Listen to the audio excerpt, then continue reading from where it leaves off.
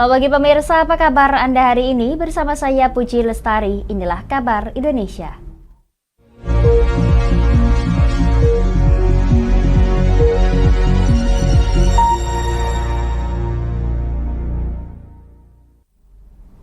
Pemirsa, Badan Pengusahaan Batam telah menyiapkan strategi agar anak muda Rempang menjadi prioritas dalam penyerahan tenaga kerja di PSN Rempang Eco City. Untuk itu, BP Batam mengupayakan peningkatan keahlian dan keterampilan SDM Rempang dilakukan selama proses pembangunan.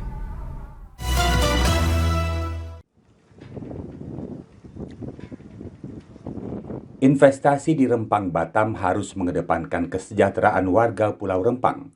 Perusahaan yang beroperasi di Rempang harus mengedepankan anak muda Pulau Rempang dalam penyerapan tenaga kerja.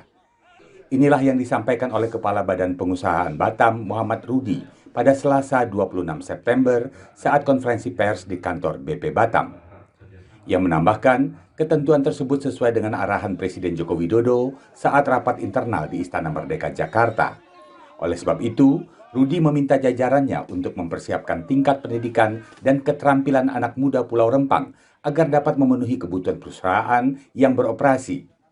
Di sisi lain, perusahaan pun dituntut untuk bekerja sama dengan masyarakat serta perguruan tinggi seperti Politeknik Negeri Batam dan Universitas Maritim Raja Ali Haji. Nanti untuk perusahaan-perusahaan yang bergerak nanti, yang jalan nanti, kita berharap kerjasama dengan masyarakat sangat penting. Maka nanti Pak Sudirman sebagai Deputi 3 sudah saya sampaikan, tolong dicatat betul ini bahwa seluruh anak-anak sana harus difungsikan sesuai dengan skill dan kemampuan mereka. Bagi yang belum punya skill dan kemampuan, itu tugas kita hari ini. Karena perusahaan dibangun, waktu berjalannya mungkin butuh 4-5 tahun baru akan operasional. Muhammad Rudi menambahkan pembangunan pelabuhan dan sejumlah infrastruktur lain di Pulau Rempang dalam 4 hingga 6 tahun ke depan juga membutuhkan banyak sumber daya manusia. Investasi Rempang Eco City senilai 381 triliun rupiah sampai dengan tahun 2080 berpotensi menciptakan hingga 30.000 lapangan kerja baru bagi anak muda dan warga di Pulau Rempang, Pulau Galang, serta Batam Kepulauan Riau. Pemirsa, Menteri Perdagangan Zulkifli Hasan berdialog dengan sejumlah pedagang di Pasar Tradisional Sederhana Bandung kemarin untuk memastikan harga bahan pokok. Menteri Zulkifli Hasan menyebutkan harga beras khususnya kualitas medium di Bandung sudah mulai turun imbas dari pelaksanaan operasi pasar dan pasar murah.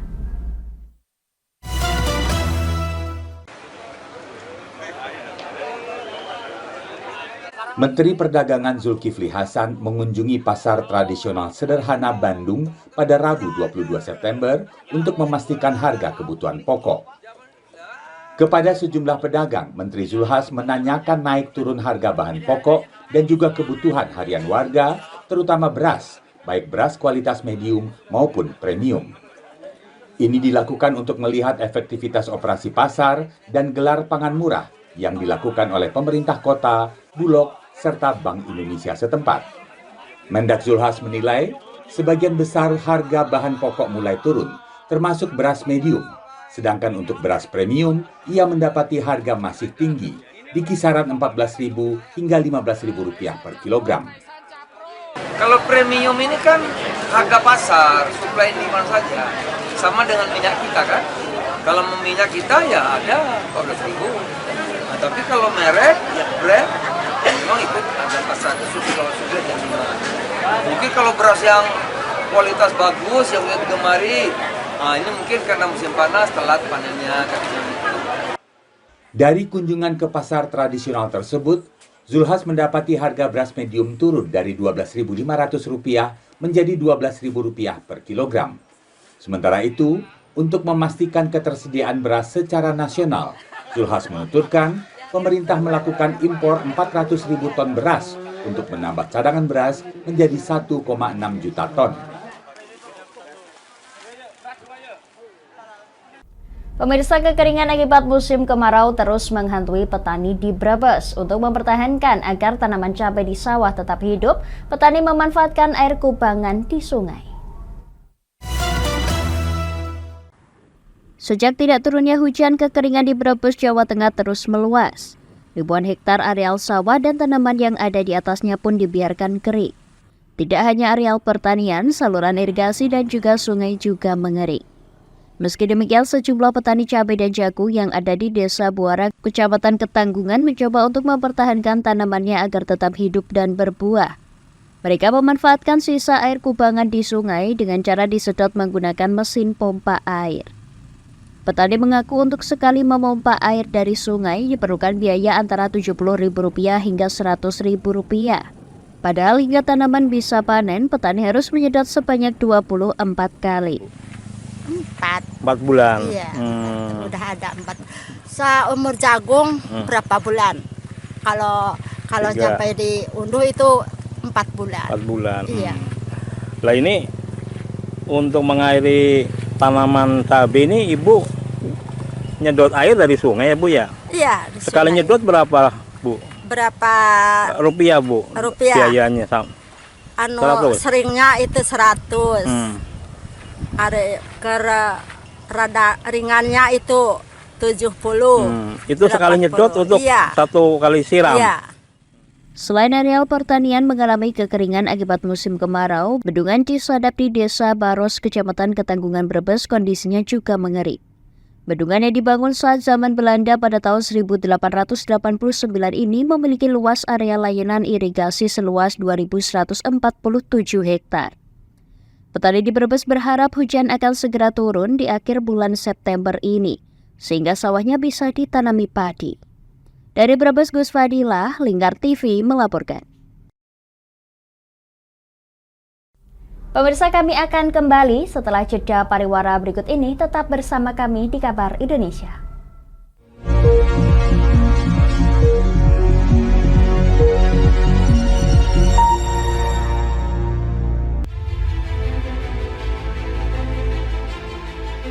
Memberikan pinjaman uang kepada saya dengan bunga 8% per bulan. Membedah opini narasumber, menggali lebih dalam untuk mendapatkan perspektif baru yang lebih faktual. Masalahnya, nota perbaikan kapal itu semua ada di saya. Kenapa Tomo bisa menunjukkan? Demi mendapatkan informasi yang solutif dan terpercaya dalam Bedah Opini. Setiap Rabu jam 11 siang hanya di Lingkar TV.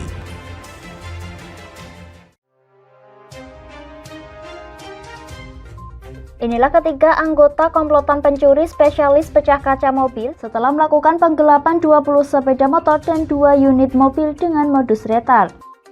Merangkum semua peristiwa sebagai berita yang penuh fakta.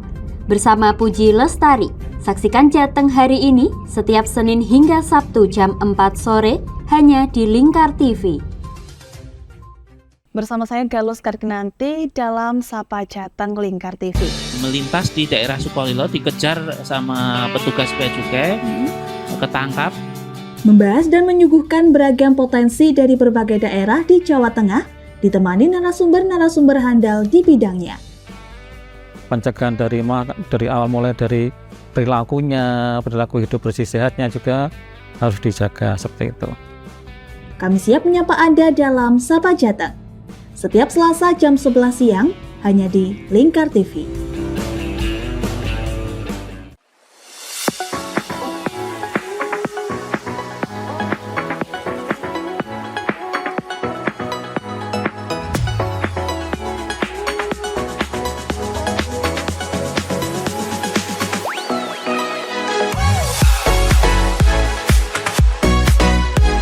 Kami ya, dengan bangga kami mempersembahkan sebuah store busana muslim modern ya untuk masyarakat Jateng sini.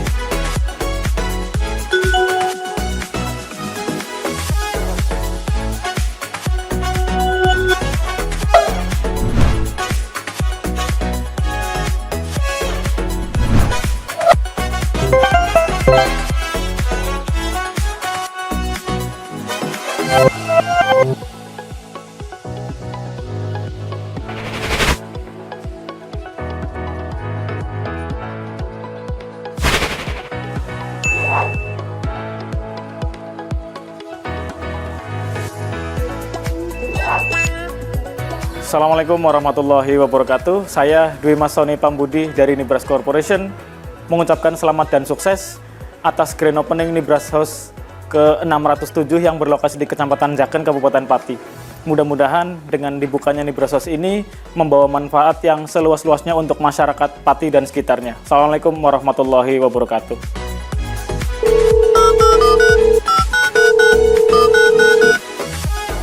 Selamat buat grand opening Nibrosos buat Pijaken. Semoga usahanya bisa laris, bisa digemari banyak masyarakat di Jaken. Tentunya berkah buat semuanya.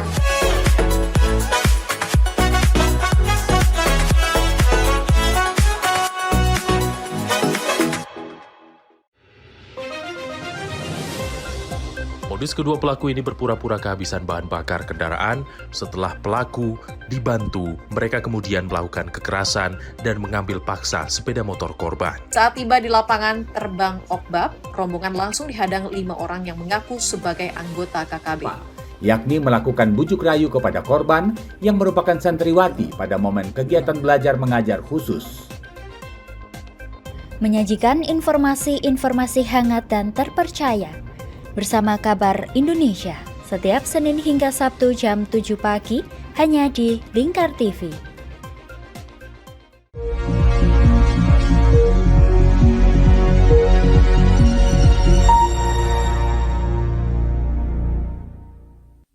Anda masih menyaksikan Kabar Indonesia pemirsa.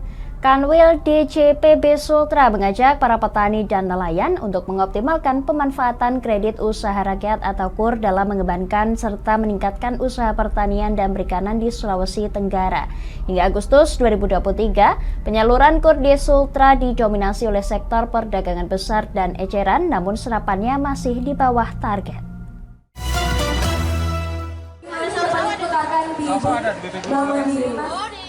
Menjelang triwulan keempat tahun 2023 ini, penyaluran kredit usaha rakyat atau KUR di Sulawesi Tenggara masih rendah dan jauh dari target.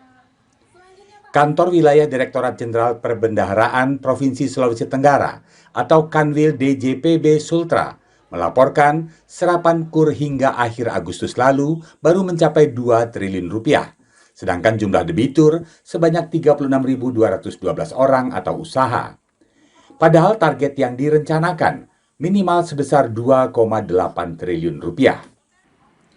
Dalam rilis capaian APBN yang diadakan pada Rabu 27 September, Kanwil Ditjen Perbendaharaan Sultra Syarwan menyampaikan bahwa penyaluran KUR didominasi oleh sektor perdagangan besar dan eceran. Untuk itu, ia mengajak para petani dan nelayan untuk mengoptimalkan pemanfaatan KUR dalam pengembangan serta peningkatan usaha pertanian dan perikanan di seluruh wilayah Sulawesi Tenggara. Serapan KUR dibanding tahun lalu seperti ini terjadi perlambatan. Tadi sudah saya sampaikan ya, sampai dengan 31 Agustus baru tersalurkan KUR itu sekitar 2 triliun. Jadi kalau kerja di 8 seharusnya minimal 2,8 triliun. Ya. Nah ini kan baru 2, ini jadi perlambatan. Kami berusaha untuk menyampaikan di setiap kunjungan, saya sampaikan untuk bisa dimanfaatkan oleh petani juga dan nelayan. Syarwan mengungkapkan pemerintah pusat sudah mengalokasikan pagu KUR pada tahun 2023 di Provinsi Sulawesi Tenggara sebesar 4,78 triliun rupiah. Oleh sebab itu, akselerasi KUR pada sektor real seperti pertanian, kehutanan, dan perikanan adalah sebuah peluang karena sektor tersebut memiliki kontribusi cukup besar dalam perekonomian di Sulawesi Tenggara.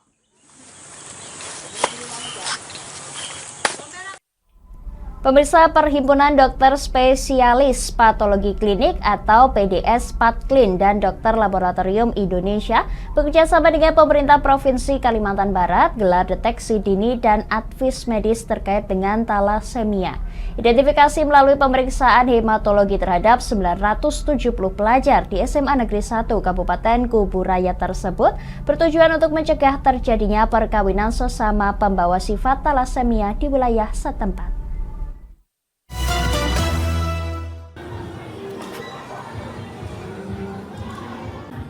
Perhimpunan Dokter Spesialis Patologi Klinik dan Kedokteran Laboratorium Indonesia Cabang Pontianak bekerja sama dengan pemerintah Provinsi Kalimantan Barat menggelar kegiatan deteksi dini dan advis medis terkait penyakit talasemia Rabu 27 September.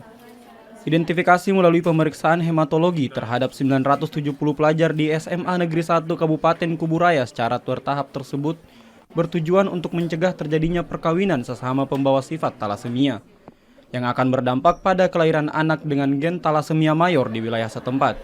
Secara klinis terdapat 3 jenis talasemia, yaitu mayor di mana penderitanya membutuhkan transfusi darah rutin sepanjang usia, kemudian intermedia yang memerlukan transfusi darah namun tidak rutin, dan yang terakhir talasemia minor tidak bergejala dan tidak memerlukan transfusi darah.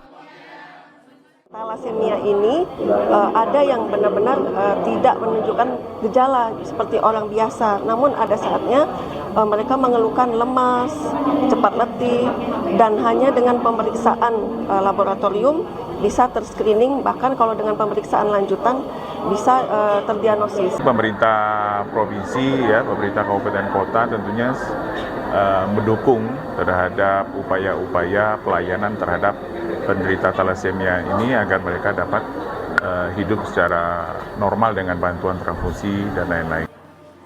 Berdasarkan data Dinas Kesehatan Provinsi Kalimantan Barat, penderita talasemia atau penyakit keturunan akibat kelainan sel darah merah di Kalbar saat ini berjumlah 224 orang. Angka tersebut turun jika dibandingkan dengan tahun sebelumnya yang berjumlah 250 orang.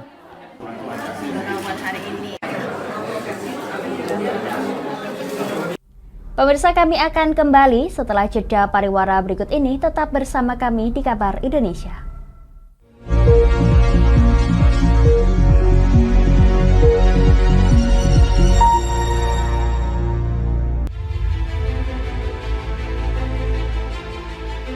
Memberikan pinjaman uang kepada saya dengan bunga 8% per bulan. Membedah opini narasumber, menggali lebih dalam untuk mendapatkan perspektif baru yang lebih faktual. Masalahnya, nota perbaikan kapal itu semua ada di saya. Kenapa Tomo bisa menunjukkan? Demi mendapatkan informasi yang solutif dan terpercaya dalam Bedah Opini. Setiap Rabu jam 11 siang hanya di Lingkar TV.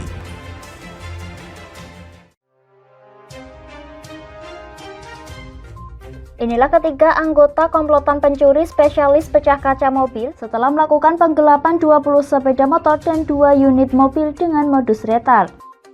Merangkum semua peristiwa sebagai berita yang penuh fakta.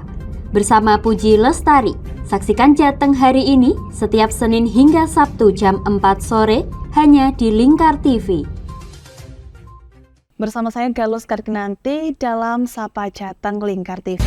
Melintas di daerah Sukolilo dikejar sama petugas bea cukai, ketangkap. Membahas dan menyuguhkan beragam potensi dari berbagai daerah di Jawa Tengah, ditemani narasumber-narasumber handal di bidangnya. Pencegahan dari awal mulai dari perilaku hidup bersih sehatnya juga harus dijaga seperti itu. Kami siap menyapa Anda dalam Sapa Jateng. Setiap Selasa jam 11 siang hanya di Lingkar TV.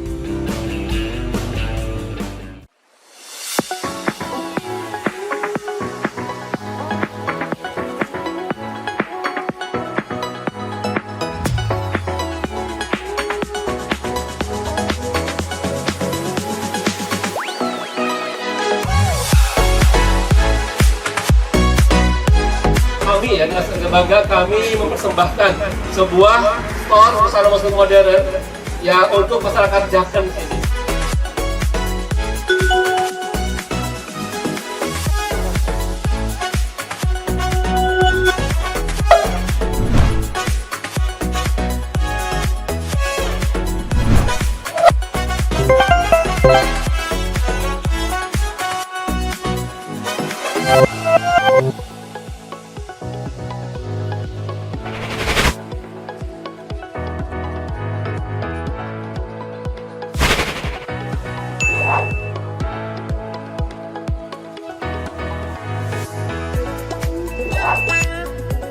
Assalamualaikum warahmatullahi wabarakatuh. Saya Dwi Masoni Pambudi dari Nibras Corporation mengucapkan selamat dan sukses atas grand opening Nibras House ke-607 yang berlokasi di Kecamatan Jaken, Kabupaten Pati. Mudah-mudahan dengan dibukanya Nibras House ini membawa manfaat yang seluas-luasnya untuk masyarakat Pati dan sekitarnya. Assalamualaikum warahmatullahi wabarakatuh.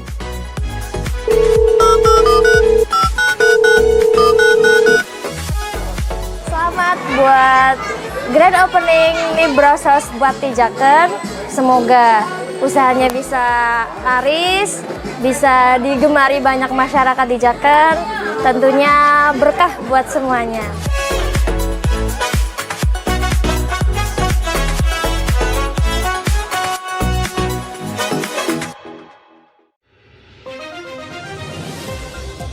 Modus kedua pelaku ini berpura-pura kehabisan bahan bakar kendaraan.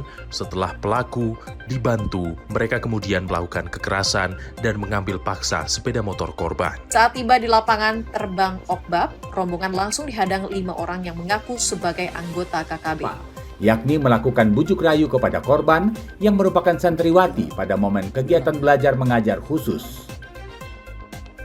Menyajikan informasi-informasi hangat dan terpercaya bersama Kabar Indonesia setiap Senin hingga Sabtu jam 7 pagi hanya di Lingkar TV.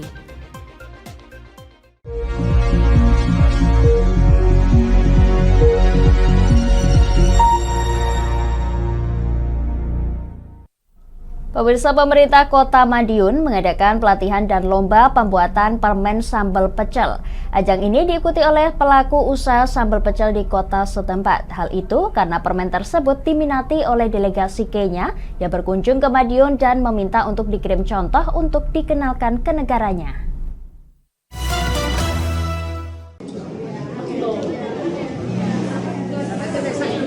Kunjungan delegasi Kenya ke Kota Madiun pekan kemarin membawa angin segar bagi sektor kuliner di Kota Madiun.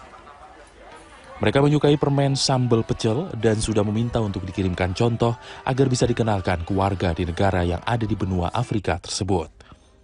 Menanggapi hal itu, Pemkot Madiun pada Senin 25 September mengadakan pelatihan sekaligus lomba membuat permen sambal pecel. Lomba tersebut diikuti oleh 75 pelaku usaha sambal pecel dari kota setempat. Dibagi menjadi 12 tim, setiap tim membuat 3 jenis rasa, yakni manis, pedas, dan rasa super pedas. Ketua Tim Penggerak PKK Kota Madiun, Yuni Maidi, mengatakan peserta lomba ini segera difasilitasi untuk membuka keran ekspor ke Kenya. Pelatihan sekaligus dilombakan, yang hadir 75 orang ibu. Kita bagi menjadi 12 kelompok dan delegasi Kenya yang intinya mau kerjasama dilanjut untuk permen sambal pecel disuruh ngirim ke Kenya akan dipromosikan. Salah satu peserta lomba mengatakan permen sambal pecel ini dibuat sebagai salah satu langkah untuk memperkenalkan sambal pecel ke anak-anak sehingga dibuat varian manis. Dan permen yang dibuat tanpa bahan pengawet ini diklaim bisa tahan sampai 6 bulan, sehingga cocok untuk dikirim ke luar daerah hingga luar negeri. Glukos ya, glukos dipanaskan, kemudian ditambah dengan pecel, dipanaskan, kemudian dicetak. Sederhana itu sebenarnya. Keawetannya kurang lebih 6 bulan itu masih bisa. Kalau permen pecel itu digunakan dikemas dalam suhu ruang ya, jadi tidak terlalu kena panas gitu. Karena kalau kena panas biasanya kan lalat.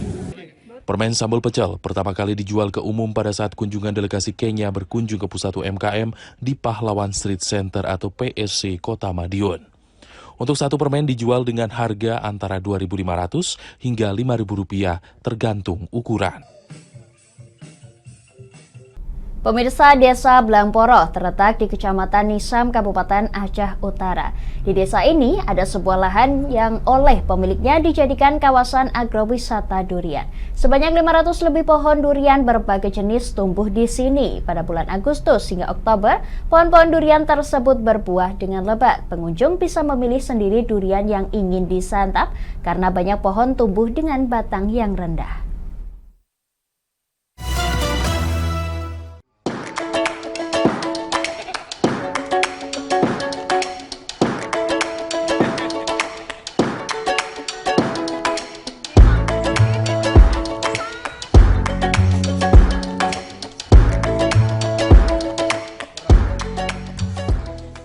Bagi penggemar durian, memilih durian yang sudah matang langsung dari pohonnya tentu saja menjadi sensasi tersendiri. Apalagi menyantap durian yang telah dipilih tersebut langsung di bawah pohon atau di kebun durian. Inilah yang menjadi kisah mengasyikkan bila Anda berkunjung ke Desa Blangporo, Kecamatan Nisam, Kabupaten Aceh Utara, Provinsi Aceh. Desa yang berjarak sekitar 1 jam perjalanan dengan kendaraan roda 4 dari pusat kota Lok Sumawe ini memiliki wilayah agrowisata kebun durian yang sudah ditanami 500 batang pohon durian berbagai jenis. Pohon-pohon durian di tempat ini umumnya berbatang rendah. Jenis durian favorit yang paling banyak dicari juga tumbuh di sini, seperti durian montong, musangking, hingga durian bawor. Pemilik kawasan agrowisata durian ini, Zamzami Sulaiman, mengaku mulai menanam durian di tahun 2015. Setelah 3 tahun, ia mulai membuka lahannya sebagai kawasan agrowisata. Setiap hari setidaknya 100 buah durian bisa terjual dari lahan ini. Bahkan ia mengaku melakukan pengiriman hingga keluar kota. Tentu saja, saat panen durian, ia meraup untung yang jauh lebih besar. Kalau per bulan ini sekitar 50 adalah. 50. Kalau saat panen? Panen apa? Panen besar? Panen besar 1 hari sampai 10. 1 hari 10 juta. Besar bulan Agustus, September, Oktober. Ya. Di sini kita bisa mendapatkan sensasi alamnya yang sungguh Masya Allah indah sekali, dan sambil menikmati dengan keluarga makan duriannya. Di sini juga banyak pilihan durian yang akan kita nikmati. Musim durian di Desa Blangporoh, Aceh Utara ini berlangsung pada bulan Agustus, September, dan Oktober. Di saat panen, tentu saja pilihan durian sangat berlimpah, sehingga pengunjung bisa memilih durian yang disukai. Ada yang manis, legit, berdaging lembut, hingga durian dengan aroma yang wangi menggoda. Di saat panen besar ini, tentu saja harga juga lebih murah. Jadi bagaimana? Anda tertarik? Ayo berangkat!